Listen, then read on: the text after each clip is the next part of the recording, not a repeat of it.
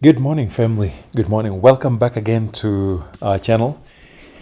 Today we are filming from a slightly different location, as you can tell. We are still in Kisumu, but we are in a place called Nyakach, which I believe is a sub-county within Kisumu, but I could be wrong. This is still Kisumu. This is absolutely not Pennsylvania Avenue in Washington, D.C. As you can tell, the structure that we are looking at is beyond unbelievable. This friend of mine has built something that I have not seen around here.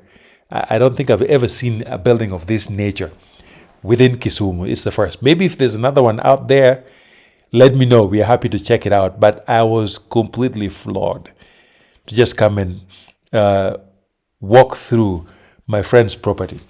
And this gentleman here is a guy that I've known for over 20 years. We both graduated from Maseno, and he lives in the US. And so today he graciously allowed us to come and film his excellent project. And I must say that this daktari right here is the very definition of excellence.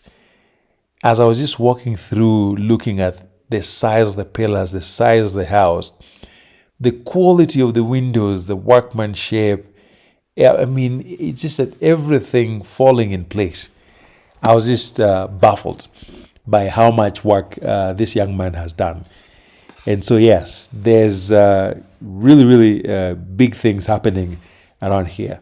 So as you watch this video, I'm going to talk about another topic that keeps popping up in the comment section about the decision points, how people get to decide what they're going to do in the village, especially for folks returning from the city to the village or folks returning from diaspora. So anyhow, diasporans, city people and villagers often build a wide variety of homes, from mega mansions like the one you're looking at to relatively modest homes.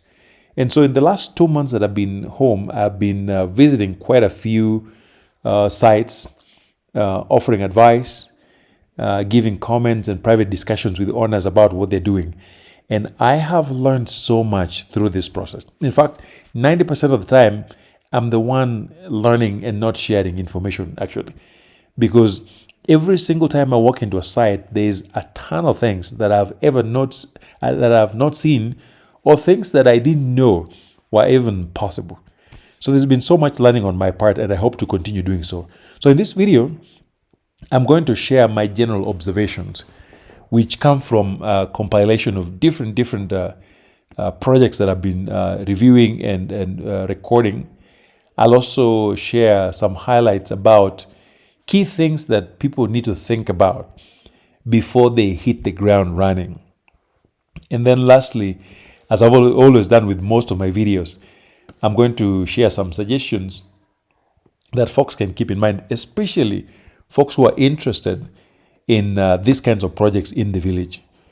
And a lot of this would apply to both folks who are building remotely and folks who are building in person. And by the way, this project was largely built remotely.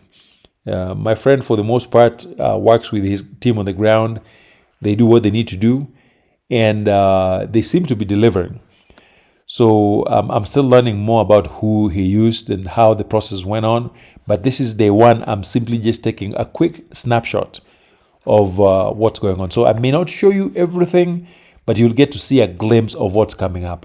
And hopefully, maybe by the end of the year or sometime early next year, he'll let us come back and do a full home review when this whole project is done. So in terms of my general observations in the last 2 months that I've been driving around and viewing projects, here are some of the 4 things I've noted. Number one is that some folks typically begin a construction project by setting up some kind of a starter-up home with hopes of constructing a dream home sometime later. And often, many of these homes are made of I think they're made of metal sheets, what we call mabati here in France. And then some folks actually build semi-permanent homes typically made up of mud on the walls and, of course, tin sheets on the roofs. Many of them are often very well done, and they can last for so many years. For example, my grandparents live in a semi-permanent home that has been around for probably 60 or maybe 70 years and is still very much solid. And then the last group of folks who build started up homes build what looks like permanent homes, but perhaps on a smaller scale, especially people who use bricks. I've seen some small, very nicely done homes. So the first group of folks start with starter homes, then later on change. The second group of folks just go straight to their dream homes, where they build whatever it is that they have in their minds, and over time they can make adjustments depending on how tastes change or the information they get. For example, my wife and I, who is actually on the video right now, for those of you who don't know who Mina Dede is, she's the beautiful woman that is walking right in front of the camera in this particular video. And so people like us just start with our dream homes and then we make changes. Initially, when we started, we were actually thinking about a pitched roof. But after consulting with a few folks, we decided to go with a flat roof, which turned out to be almost 50% cheaper than the pitched roof. And we just use ordinary mabati. Remember, flat roofs can be made of different materials at the roofing stage. Some people do slabs, some people do iron sheets and all kinds of things. So we went with a flat roof that is sort of a hidden, maybe hidden roof with just regular mabati. And the cost was at least 50% cheaper. And of course, nobody can see what the roof looks like because the entire roof is hidden up there. So yes, folks can start with their dream home and make changes as they go along. Then the third group of folks are folks who build their forever homes. So this is sort of their dream home, but they hope that these are homes that they're going to live in forever, if there's any such thing as forever.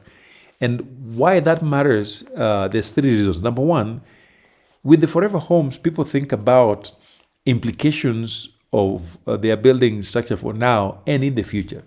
For instance, as you grow older, sometimes our mobility needs change. And if you have a house full of stairs and you're growing older, you're having arthritis and things like that, then you may have issues. Or if you just fall sick and you're young or break your leg, then stairs can be problematic. So these forever homes often begin with considerations about short-term needs and also include consideration about long-term needs as life changes. And that also includes the size of the house, the number of bedrooms, because when we're younger, we still have kids at home, and as kids move on, then we have a relatively empty house. So the forever homes typically have very specific consideration about how life is going to evolve over a long period of time. Now, many of these forever homes also don't prioritize commercial elements because they don't plan on renting these houses or using it for commercial purposes. And so things that are generally considered valuable when it comes to commercial reasons are not often part of these forever homes. And typically the forever homes, I say folks go all out.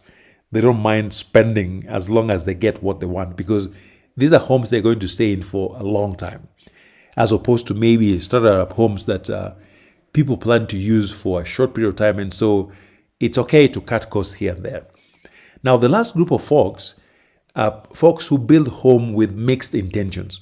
On the one hand, they hope to enjoy those spaces for personal use, but at some point they anticipate renting them out either through B&B or some other short-term rental arrangements.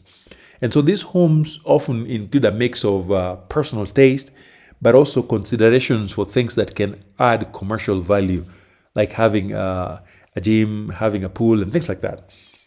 So as I walk through the villages filming different homes, these are the four category of homes that I've seen folks do. And so in terms of what I hear from people, what folks consider as they decide what to build in the village, here are some of the 7 things that consistently come up. The first thing is almost everybody thinks about the purpose for why they're building. Of course, anybody building thinks about shelter. But some people are building with the intention of living and working at home. And if that is your scenario, then you want to think about, do you have a proper office space? And that's one of the mistakes I did while we were building our home. I knew I wanted a home where I could work and live at the same time, but I did not include office space. So that was a mistake I made. Now, for those who have spouses, if you both work at home, then you think about, do we need two separate office spaces or one is just enough? And so the purpose for why you're building a home really has to be taken into account when you're deciding what needs to go in it. Because there are some things you can adjust over time. There are things that are really hard to adjust over time once you're done building. The second thing that I hear folks mention a lot when I'm interviewing them is the question of hosting capacity. There are people who welcome a ton of guests. So if you're going to build a house and you always have guests and you think about the size of your bedrooms, the number of bedrooms, living space, do you need multiple living areas or one is just enough? When you're thinking about outdoor hosting space, is your house so big that you have no hosting space outside or it works just fine? Number of bathrooms, are they sufficient for people who often have multiple guests? The third consideration that I hear is about privacy. Do you need all bathrooms en suite or just a few?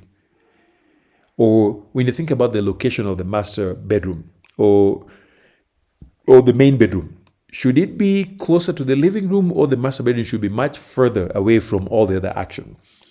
Do you need one kitchen or two kitchens? I've seen homes that have one kitchen next to the living room and another kitchen attached to the master bedroom. And then you're thinking about issues of perimeter wall. How high should it be? Do you need like side netting? In my case, we actually went with a shorter perimeter fence because we didn't want to feel like we are isolating ourselves from the neighbors. So it's slightly shorter, but we have an electric fence on top.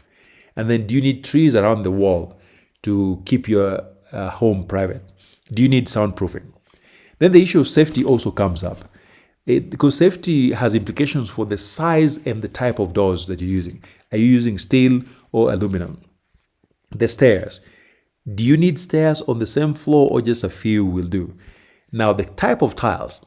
Are they slippery or are they safe? The perimeter fence, you're looking at the height, the material, whether they're electrified or not. Lightning arresters to protect your electrical equipment. Railings for kids. There are specific railings that are very dangerous for kids because kids can either slip through or climb over them. In our case, we designed specific railings that makes it difficult for toddlers to climb. And so while I don't like the design of our railings, safety was the main consideration while we were working with our person who was doing the railing work. Things like pools. Do you have a safe pool that prevents drowning? Do you have a fire suppression system? Like in our case, we have water points all around the house. So if we needed it, we can still tap on our water system. CCTV provisions, security officers that you might need, local or hired, dogs for safety, or do you have to worry about wild animals? And then, of course, number 5, issues of food. Now, open plan kitchen, closed kitchen, outside kitchen, gazebo grilling area. Are these things that are necessary or not? And then when you think about animals and insects, will you be keeping livestock or pets? Vector control. When you think about mosquitoes through the windows, what kind of windows do you need? Number 7, utilities. What plan do you have for garbage disposal? Do you have an incinerator? Do you have your own borehole? Access to internet, solar power, and then phones. So all those considerations that you have to take into account. And then lastly, some suggestions that we offer to folks is that number 1, homework. And I'll say more in the next video. And then be sure to structure your work in such a way that the amount of work you put on the exteriors equals the amount of work you put in the interiors. The majority of homes I've visited are amazing on the outside. But on the inside with interiors, there's lots of issues. So put the same amount of work, both interiors and exteriors. Number 3, cheap is always expensive. Don't forget that.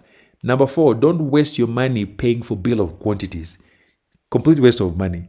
Use your masons to get quantities. And then lastly, be sure to review the 7 decision-making points that I shared above. If I missed anything that is important or something that you know, feel free to share in the comments. I will be happy to learn from you, and I will see you in the next. Thank you. Bye.